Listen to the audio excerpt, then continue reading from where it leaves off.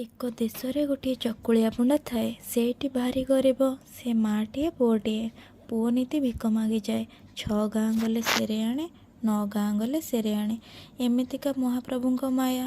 ଦିନେ ସେ ଚକୁଳିଆ ପଣ୍ଡା କେତେ ଆଡ଼ ବୁଲିଲା ଯେ ସେରକ କଥା ତେଣିକି ଥାଉ, ତାକୁ ପୋଷେ ଚାଉଳ ସୁଦ୍ଧା ଭିକ ମିଳିଲା ନାହିଁ। ଲୋକେ ଭିକ ଦେବେ କ'ଣ? ବେଳକୁ ତାକୁ ଗାଁ ପିଲାଏ ସବୁ ଟେକା ବୋଲଦି ମାଡ଼ ମାରି ତଡ଼ିଦେଲେ। ପଛକୁ ଚକୁଳିଆ ପଣ୍ଡା ବିଚରାଟି କାନ୍ଦି ବୋବେଇ ପଳେଇ ଆସିଲା। ବିଚାରିଲା, ଆଉ ଏ ନିର୍ଲଜ ମୁହଁ ଦେଖେଇବାକୁ ଘରକୁ ଯିବି ନାହିଁ। ୟା ବିଚାରି ଚୋରକୁ ମାନ କରି ଖପରାରେ ଖାଇଲା ଭଳିଆ କାନ୍ଧରେ ତୁଚ୍ଛା ଜାଉଁଳିଟିଏ ପକେଇ ଯାଉଥାଏ। ଯାଇ ଯାଇ ଖଣ୍ଡେ ଦୂରରେ ଦେଖିଲା ବେଳକୁ ଗୋଟିଏ ଉତ୍ତମ ସୁନ୍ଦର ପଦ୍ମ ପୋଖରୀ। ସେଥିରେ କଳା ଭଅଁର ଭଳି ପାଣି। ପୋଖରୀ ଚାରିପାଖ ଯାକ ଶଙ୍ଖ ମଲମଲ ପଥରରେ ପାହାଚ ବସିଛି। ୟାର ତ ସେତେବେଳେ ଭୋକ ଶୋଷରେ କରଡ଼ି ଜଳୁଥାଏ। ଏ କ'ଣ କରିବ? ତାକୁ ଆଉ ବୁଦ୍ଧିବାଟ ଦିଶୁନଥାଏ। ଏ ପାଣିକି ଦେଖିଲା କ୍ଷଣି ୟା ମନରେ ଭାରି ଲୋଭ। ଜୀବନ ବିକଳରେ ପାଣି କୂଳ ପାହାଚ ଉପରେ ଲଥ କିନି ବସିଗଲା। ଦେଖିଲା ସେ କାଚକେନ୍ଦୁ ଭଳିଆ ପାଣି ମୁନ୍ଦିକ ହୋଇଛି। 7 ତାଳ ପାଣି ଭିତରେ ରୂପା ପାତିଏ ଟିକେ ପକେଇଦେଲେ ଉପରକୁ ଫୁଟି ଜକ ଜକ ଦିଶିବ। ଚକୁଳିଆ ପଣ୍ଡା ସେ ପାଣିରୁ ଚଳଚଳ କରି ତା ଡାହାଣ ହାତରେ ଧରୁଥାଏ।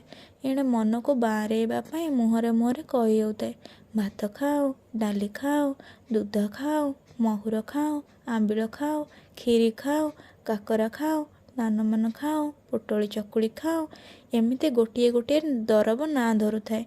ଚଳେ ଲେଖାଏ ପାଣି ପିଉଥାଏ। ସେ ପୋଖରୀରେ ଗଙ୍ଗାମାତା ଥାଆନ୍ତି। ଚକୁଳିଆ ପଣ୍ଡାର ଡାକ ତାଙ୍କ କାନକୁ ବାଜିଲା। ଗଙ୍ଗାମାତା ତ ଉଡ଼ିଗଲା ଚଢ଼େଇର ପେଟ କଥା ଜାଣିପାରନ୍ତି। ସେ ତ କାହା ବିକଳ ସହିପାରନ୍ତି ନାହିଁ। ୟା ଡାକ ଶୁଣି ମନେ ମନେ ବିଚାରିଲେ, ଏ ଚକୁଳିଆ ପଣ୍ଡାଟି ସିନା ଭୋକ ବିକଳରେ ଏମିତି ହେଉଛି, ଦେବତାଙ୍କୁ ଅବା କେଉଁ ଦରବ ଅପୂରବ। ସେ କ'ଣ କଲେ ନା, ଚକୁଳିଆ ପଣ୍ଡା ଯେତେକ ଦରବ ନାଁ ଧରି ଚୋଳାଇ ଚୋଳାଇ ପାଣି ପିଉଥାଏ, ସେତକ ବାରଜ ବାରଜ କରି ଦନାଟିମାନଙ୍କରେ ଭରାଭର କରି ଗୋଟିଏ ହାଣ୍ଡିରେ ସଜାଡ଼ିଲେ। ହାଣ୍ଡି ଉପରକୁ ତେଲୁଣିଟିଏ କଣ୍ଟି କାଣ୍ଟି କରି ଘୋଡ଼େଇ ଦେଲେ। ଏ ଚକୁଳିଆ ପଣ୍ଡାଟି ଯେଉଁଠି ବସିଥିଲା ସେଠିକି ତୁନି କରି ଭସେଇ ଦେଲେ। ହାଣ୍ଡି ଭାସି ଭାସିକା ୟା ପାଖରେ ଆସି ଲାଗିଗଲା। ଚକୁଳିଆ ପଣ୍ଡା ଏ ହାଣ୍ଡିକି ଦେଖି ଭାରି ଆଚମ୍ବିତ ହେଲା। ଏଥିରେ କ'ଣ ଅଛି ଦେଖେ। ୟା ବିଚାରି ସେ ତେଲୁଣିଟିକି କାଢ଼ିଦେଲା ବେଳକୁ ତା ଭିତରେ ଦିବ୍ୟ ସରୁ ଘିଅ ଅନ୍ନ, ଡାଲି, ମହୁର, ଆମ୍ବିଳ, କ୍ଷୀରି, ପିଠା ଭଳିକି ଭଳି ଖଞ୍ଜା ହୋଇଛି। ସେଥିରୁ ସବୁ ବାମ୍ଫ ବାହାରୁଛି। ୟା ଦେଖି ଆନନ୍ଦରେ ତାକୁ ଆଉ ବୁଦ୍ଧିବାଟ ଦିଶୁନଥାଏ। ସେ ହାଣ୍ଡିକେ ପାହାଚ ଉପରକୁ ଉଠେଇ ଆଣିଲା। ତାକୁ ତ ଭାରି ଭୋକ କରୁଥାଏ। ସେ ହାଣ୍ଡିରୁ ପଦାର୍ଥ ଯାକ କାଢ଼ି ପେଟ ପୂରା କରି ଖାଇଲା। ଜଣେ ମଣିଷ ତ କେତେ ଏମିତି ଖାଇବ? ଯେତେକ ଖାଇବାର ଖାଇଲା। ଦେଖିଲା ବେଳକୁ ସେ ପଦାର୍ଥରୁ କଣେ ସୁଦ୍ଧା ସରିନଥାଏ। ଯେତେକ ବଳିଲା ସେତକ ଗୋଟିଆ ଗୋଟି କରି ସେ ହାଣ୍ଡିରେ ପୂରେଇଲା। କହିଲା, ୟାକୁ ମୁଁ ଘରକୁ ନେବି ଯେ ମୋ ମା ଖାଇବ। ବାକି ଯାହା ବଳିବ ଫେର ଦୌଡ଼ା ଖାଇବି। ଖାଲି ହାତରେ ସିନା ଘରକୁ ଫେରିବି ନାହିଁ ବୋଲି ରୁଷି କରି ଘରୁ ବାହାରି ଯାଉଥିଲା। ବର୍ତ୍ତମାନ ଏତକ ଯେମିତି ହାତରେ ପଡ଼ିଲା ସେମିତି ଆ ମନ କୁଣ୍ଢେ ମୋଟ ହେଇଗଲା। ହାଣ୍ଡି ଟିକେ ମୁଣ୍ଡରେ ମୁଣ୍ଡେଇ ଲମ୍ବେ ଲମ୍ବେ ଘରକୁ ମୁହିଁଲା। ଘରେ ପହଞ୍ଚିଲା ବେଳକୁ ମା ଯାଇଥାଏ ଗାଁ ଭିତରକୁ ଦୁଃଖ କରିବାକୁ। ଇଏ ସେ ହାଣ୍ଡିଟିକି ହାଣ୍ଡିଶାଳ ଶିକା ଉପରେ ସାଇତି ଦେଲା। ଘରେ ଖଣ୍ଡେ ମସିଣା ପାରି ଶୋଇଲା। ମା ଗାଁରୁ ଧୋକଧନ୍ଦା କରି ପୋଷେ ଖୁଦ ପଣ ତକାନିରେ ବାନ୍ଧି ଘରେ ଆସି ପହଞ୍ଚି ଦେଖେ ତ ପୁଅର ପେଟ ଟୁମାଟୁମ୍ ଦିଶୁଛି। ପୁଅ ଅଚିନ୍ତା ନିଦରେ ଘୁଙ୍ଗୁଡ଼ି ମାରୁଛି। ହାଣ୍ଡିଶାଳ କବାଟ ଫିଟେଇ ଦେଖିଲା ବେଳକୁ ଶିକା ଉପରେ ହାଣ୍ଡିଟିଏ। ହାଣ୍ଡିଟିକି ଓହ୍ଲେଇ ପଲମ କାଢ଼ି ଦେଖେ ତ ହାଣ୍ଡି ଭିତରେ ଦିବ୍ୟ ସୁବାସ ଘିଅ ଅନ୍ନ, 6 ତିଅଣ 9 ଭଜା, କ୍ଷୀରି ପିଠା ଭରାଭର। ବୁଢ଼ୀ ତ ଭୋକରେ ଡହଳ ବିକଳ ହେଉଥିଲା। ତାକୁ ଏବେ କୋଟିନିଧି ମିଳିଗଲା। ସେ ଆଉ ପୁଅକୁ ଉଠେଇବ କ'ଣ? ବାଡ଼ିକୁ ଯାଇ ଗୋଟେ ବଡ଼ ଲମ୍ବର କଦଳୀ ପତ୍ର କାଟି ଆଣିଲା। ହାଣ୍ଡିରୁ ଗୋଟି ଗୋଟି କରି ସବୁ ପଦାର୍ଥ କାଢ଼ିଲା। ଯେତେକ ମନ ଇଚ୍ଛା କରି ଖାଇଲା। ଆଉ ଯାହା ବଳିଲା ତାକୁ ହାଣ୍ଡିରେ ପୂରେଇ ଶିକାରେ ରଖିଦେଲା। ପୁଅ ଶୋଇଥିଲା। ଉଠି ମା'କୁ ସବୁ କଥା କହିଲା। ଫେର ଉପର ଓଳି ହାଣ୍ଡିରେ ଯାହା ଥିଲା ମା ପୁଅ ଖାଇ ଅଠିଲ ହେଇଗଲା। ରାତିରେ ଶୋଇଲା ବେଳେ ବୁଢ଼ୀ ପୁଅକୁ ବୁଦ୍ଧି ବତେଇ ଦେଲା। ଆରେ ପୁଅ, ଏତେ ମିହନ୍ତ କରି 6 ଗାଁ 9 ଗାଁ ବୁଲିବୁ କିଆଁ? କାଲି ସକାଳୁ ଫେର ଯାଇ ପୋଖରୀ କୂଳରେ ବସ। ଦେଖିବା ଦେଖି କ'ଣ ହଉଛି। ମା ପୁଅ ୟା ବିଚରା ବିଚାରି ହୋଇ ଶୋଇଲେ। ସକାଳୁ ଚକୁଳିଆ ପଣ୍ଡା ତ କାଲିର ସୁଆଦ ପାଇଛି ନା ସକାଳୁ ଉଠି ଧାଇଁଛି। ବଡ଼ି ଜପଟିରୁ ଉଠି ଗାଧୋଇ ଚିତା ଚୈତନ କାଟି ସିଧାଏ ଯାଇ ଏକଦମ ପଦ୍ମ ପୋଖରୀ କୂଳରେ ହାଜର। ଫେର କାଲି ଯେମିତି ଭାତ ଖାଉ, ଡାଲି ଖାଉ, ତିଅଣ ଖାଉ କରୁଥିଲା, ଆଜି ସେମିତି ଚଳ କରି ପାଣି ପିଉଥାଏ। ଏଣେ ସେମିତି କରୁଥାଏ। ସତକୁ ସତ କାଲି ପରିକା ହାଣ୍ଡିଟିଏ ଭାସି ଆସି ତା ପାଖରେ ଲାଗିଲା। ସେ ଆପେ ଯାହା ଖାଇବାର ଖାଇଲା, ବାକି ଯାହା ବଳିଲା ସେତକ ଘରକୁ ଆଣି ଶିକା ଉପରେ ରଖିଦେଲା। ମା ଗାଁରୁ ବୁଲିବାଲି ଆସି ଖାଇଲା। ଫେର ରାତିକି ମା ପୁଅ ଦିଏ ଢୋଲେ ଲେଖାଏ ଖାଇଲେ। ଏମିତି ନୀତି ପୁଅ ହାଣ୍ଡିଟି ମାନ ଆଣେ। ମା ପୁଅ ଦିହେଁ ସେତକ ଖାଇ ପିଇ ହାକୁଟି ମାରି ଗଡ଼ଉଥାନ୍ତି। ପୁଅ ତ ଦେଖିଲା ଯେ ନୀତି ଫୋକଟରେ ତାକୁ ଦିବ୍ୟ ସୁନ୍ଦର ଜୁଇଁ ଭୋଜନ ମିଳିଲା। ମା ଦେଖିଲା ଯେ ବସିଲା ଠେଇ ତାକୁ ଆଧାର ମିଳିଲା। ପୁଅ ଆଉ ଭିକ ମାଗି ଗଲା ନାହିଁ। ମା ବି ଦୁଃଖ ଧନ୍ଦା କରିବାକୁ ଗଲା ନାହିଁ, କି କୁଟା ଖଣ୍ଡକ ଦିଖଣ୍ଡ କଲା ନାହିଁ। ଏମିତି ମା ପୁଅଙ୍କ ମୁହଁ ମାଗଣାରେ ଭାତରେ ଲାଗି ଯାଇଥାଏ। ଏଣେ ଗଙ୍ଗାମାତା ବିଚାର କଲେ ଯେ ଏ ମା ପୁଅ ତ ନିଖଟୁ ହୋଇ ବସିଲେ, କିଛି କାମ କଲେ ନାହିଁ। ୟାଙ୍କ ଦେଖା ଦେଖି ସଂସାର ଯାକ ସମସ୍ତେ ତ କର୍ମକୋଢ଼ିଆ ହେଇଯିବେ। ଆଉ ଦୁଃଖ ଧନ୍ଦାକୁ କେହି ତ ଆଦରିବେ ନାହିଁ। ୟାଙ୍କ ମୁହଁ ନ ଭାଙ୍ଗିଦେଲେ ହବ ନାହିଁ। ଏଇଆ ପାଞ୍ଚି ଗଙ୍ଗାମାତା କୁଟଟିଏ ଭିଆଇଲେ। ଦିନକର କ'ଣ ହୋଇଛି ନା, ଚକୁଳିଆ ପଣ୍ଡା ନୀତି ଯେମିତି ଯାଏ ସେଦିନ ବଡ଼ି ସକାଳୁ ଉଠି ସ୍ନାହାନ ପ୍ରକାର କରି ସେ ପଦ୍ମ ପୋଖରୀକି ଗଲା। ପାହାଚ ଉପରେ ବସି ଯେମିତି ନୀତି କରେ ସେମିତି ସେଦିନ କଲା। ପାଣି ଚଳ ପିଉଥାଏ। ଏଣେ ମିଛରେ କହି ଦେଉଥାଏ, ଭାତ ଖାଉ, ହାପୁ ଖାଉ, ତିଅଣ ଖାଉ, ସାକର ଖାଉ, ଖେଚେଡ଼ି ଖାଉ, ଏଣ୍ଡୁରି ଖାଉ, ଏମିତି କହୁଥାଏ। ମନେ ମନେ ବିଚାର କରୁଥାଏ, ନୀତି ଯେମିତି ହାଣ୍ଡିଟିଏ ଭାସି ଆସେ ସେମିତି ଭାସି ଆସି ମୋ ପାଖରେ ଲାଗିଯିବ ଯେ ମୁଁ ସୁନା ପୁଅ ଭଳିଆ ତାକୁ ନେଇ ମା ପୁଅ ଦିଏ ଖାଇ ହେଣ୍ଡି ମାରି ବୁଲୁଥିବୁ। ଗଙ୍ଗାମାତା ବିଚାରିଲେ, ଦେଖ ୟାର କେଡ଼େ କଥା। ମୁଁ ୟା ବିକଳ ସହି ନ ପାରି ୟାକୁ ଖାଇବାକୁ ଦେଲି ବୋଲି ମା ପୁଅ ଦିଏ ଇନ୍ଦ୍ରଚନ୍ଦ୍ର ମାନିବାକୁ ନାହାନ୍ତି। ଦିହେଁଙ୍କୁ ଦିହେଁ ଗଣ୍ଡିଟି ମାନ ବାହାର କରି ବୁଲୁଛନ୍ତି। ଆଜି ପୁଳାଏ ଆଚ୍ଛା କରି ନଦେଲେ ଇଏ ଚେତିବେ ନାହିଁ। ଗଙ୍ଗାମାତା ତ ସହଜେ ଦେବତା, ତାଙ୍କୁ ଅବା କେଉଁ କଥା ଉବାର ଅଛି।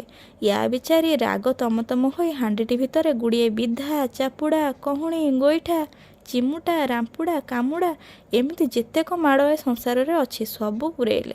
ହାଣ୍ଡି ଉପରେ ତେଲୁଣି ଟିକେ କଣ୍ଟି କାଣ୍ଟି କରି ନିବୁଜ କରି ଘୋଡ଼େଇ ଦେଲେ ଓ ଚକୁଳିଆ ପଣ୍ଡା ପାଖକୁ ବସେଇ ଦେଲେ। ହାଣ୍ଡିଟି ଭାସିକା ଆସି ୟା ପାଖରେ ଲାଗି। ଇଏ ତ ମନେ ମନେ ମିଠେଇ ଖାଇ ବସିଛି। ହାଣ୍ଡି ଟିକେ ଉପରକୁ ଟେକି ନେଇ ତେଲୁଣି ଟିକେ କାଢ଼ିଦେଲା ବେଳକୁ ହେଲା ତ ଉପରେ ମାଡ଼ ବୃଷ୍ଟି।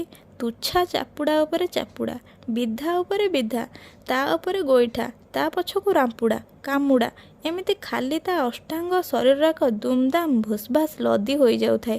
ଚଟକଣା ଖାଇ ଗାଲକୁ ଆଉଁସି ପକାଇଲା ବେଳକୁ ପିଠିରେ ଦୁଲ କରି ଗୋଟେ କେତେ ବିଧା ବସୁଥାଏ।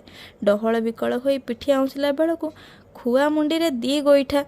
ବେଳକୁ ବେଳ ସମୁଦ୍ର ଜୁଆର ମାଡ଼ି ଆସିଲା ଭଳିଆ ମାଡ଼ରେ କୁଆଛୁଆ ଉଡ଼ିଗଲା। ୟାକୁ ସେତେବେଳକୁ ଗୋଟେ ବୁଦ୍ଧି ପାଇଟିଗଲା। ଏ କ'ଣ କଲା, ଝଟପଟ ଜୀବନ ବିକଳରେ ହାଣ୍ଡି ଉପରେ ତେଲୁଣିଟାକୁ ଘୋଡ଼ାଇ ଦେଲା।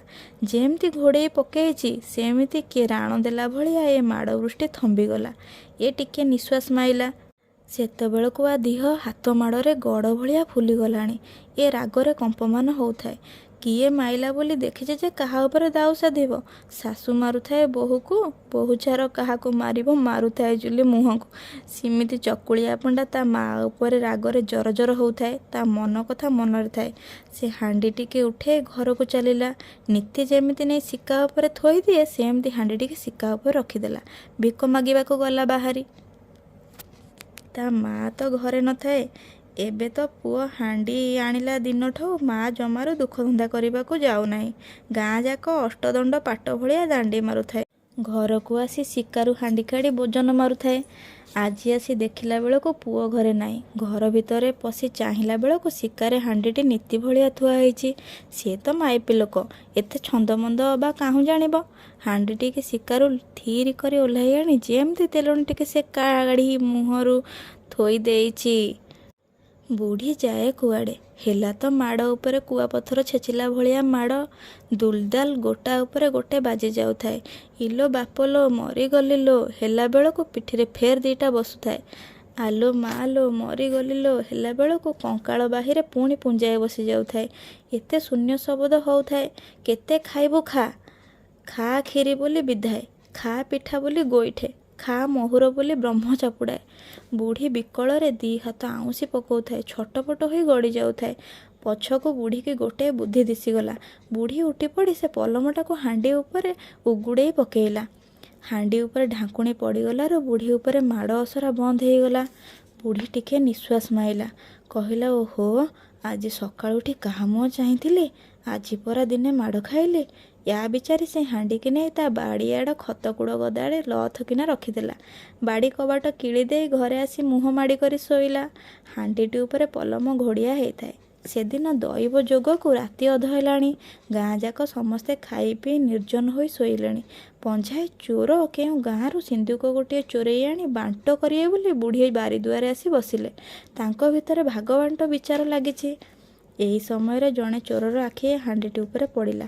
ସେ ବିଚାରିଲା, ୟା ଭିତରେ କ'ଣ ଅଛି ଦେଖେ ତ। ୟା ବିଚାରି ସେ ହାଣ୍ଡିକି ଖତ ଗଦାରେ ଉଠେଇ ଆଣି ସବୁ ଚୋରଙ୍କ ମଝିରେ ଥୋଇଦେଲା। ଯେମିତି ସେ ପଲମ ଟିକେ କାଢ଼ି ଦେଇଛି, ଆଉ ଏ ଚୋର ପଞ୍ଝାକ ଯିବେ କୋଉ ଗାଁକୁ। ହେଲା ତ ସମସ୍ତଙ୍କ ଉପରେ ମାଡ଼, ତୁଚ୍ଛା ମାଡ଼, ଖାଲି ମାଡ଼, ଫେର ଗୋଗଛ ବାଡ଼ିଆ ମାଡ଼। ମାଡ଼ରେ ଗୋରୁ ଚୋରିଗଲେ। ଏ ଚୋର ଯାକ ଟଙ୍କା ଟୋକର ବାଣ୍ଟିବେ କ'ଣ? ମାଡ଼ରେ କଲବଲେଇ ହୋଇ କିଏ କୁଆଡ଼େ ଛାଟିପିଟି ହୋଇ ପଳେଇ ଗଲେ। ତାଙ୍କ ପଛେ ପଛେ ମାଡ଼ ଯାକ ଗୋଡ଼େଇ ଗୋଡ଼େଇ ତୁଚ୍ଛା ଖୋବି ପକାଉଥାନ୍ତି। ମାଡ଼ରେ ଧୂଳା ଉଡ଼ି ଯାଉଥାଏ। ଯେଉଁ ଚୋର ଗୋଟା କେତେ ପୂର୍ବ ଆଡ଼କୁ ପଳେଇଲେ ତାଙ୍କୁ ଚାପୁଡ଼ା ଯାକ ଗୋଡ଼େଇ ଗୋଡ଼େଇ ଗଲେ। ଯେ ପଶ୍ଚିମକୁ ପଳେଇଲେ ତାଙ୍କ ସାଙ୍ଗରେ ବିଧା ଯାକ ଗୋଡ଼େଇ ଗୋଡ଼େଇ ଗଲେ। ଯେ ଉତ୍ତରକୁ ଗଲେ ତାଙ୍କୁ ଗୋଇଠା ଯାକ ଗୋଡ଼େଇଲେ। ଯେ ଦକ୍ଷିଣକୁ ଗଲେ ତାଙ୍କ ସାଙ୍ଗରେ ମୁଖୀ ଯାକ ଗଲେ। ଏମିତି ଏମିତି ବୁଢ଼ୀ ବାରିଆଡ଼ୁ ଘଡ଼ିକରେ ମାଡ଼ ଆଉ ଚୋର ଯାକ ଗଲେ। ଏଣେ ବୁଢ଼ୀ ତ ମାଡ଼ ଖାଇକରି ତା ଅଷ୍ଟାଙ୍ଗ ଶରୀର ପରାସ ହୋଇ ବଥଉ। ତାକୁ ଆଉ ରାତିଯାକ ନିଦ ମାଡ଼ିବାକୁ ନା। ସେ ଘର ଭିତରେ କତରାରେ ପଡ଼ି ଏକଡ଼ ସେକଡ଼ ହେଉଥାଏ। ବୁଢ଼ୀ ଘର ଭିତରେ ଥାଇ ଗାଲି ପଡ଼ି ଏସବୁ ବାରିଆଡ଼ର ରବୟା ଯାକ ଶୁଣୁଥାଏ। ଯେମିତି ଏ ଚୋର ଯାକ ପଳେଇଲେ ବୁଢ଼ୀ ଉଠିକରି ବାଡ଼ି କବାଟକୁ ଧୁଡ଼କିନି ଫିଟେଇଲା। ଦେଖିଲା ବେଳକୁ ତା ବାଡ଼ି ପନ୍ଦାରେ ସିନ୍ଦୁକଟିଏ ଥୁଆ ହୋଇଛି। ବୁଢ଼ୀ ସେ ସିନ୍ଦୁକ ପାଖକୁ ଯାଇ ଥିରିକିନା ସେ ସିନ୍ଦୁକ କବାଟକୁ ଟେକୁଥାଏ। କାଳେ ହାଣ୍ଡିରୁ ମାଡ଼ ବାହାରିଲା ଭଳିଆ ସେ ସିନ୍ଦୁକରୁ ନା ପୁଣି କିଛି ବାହାରେ। ପଛକୁ ଦେଖିଲା ଯେ ସେ ସିନ୍ଦୁକ ଭିତରୁ ଆଉ କିଛି ସୋରସାର ହେଲା ନାହିଁ। ସେଥିରୁ ସିନ୍ଦୁକକୁ ମେଲା କରି ଦେଖିଲା ବେଳକୁ ତା ଭିତରେ ହୀରା, ନୀଳା, ମୋତି, ମାଣିକ, ମହୁଡ଼, ଅସରପି, ଗହଣା ଗାଣ୍ଠି, ଟଙ୍କା ଟୋକର ସିନ୍ଦୁକେ ଭରତି ହୋଇଛି। ୟା ଦେଖି ବୁଢ଼ୀର ମାଡ଼ ଦରଜ କୁଆଡ଼େ ଉଭେଇଗଲା। ତାପରେ ଦେଖାଗଲା ମା ପୁଅ ପ୍ରତିଦିନ ସକାଳେ କାମକୁ ବାହାରିଗଲେ।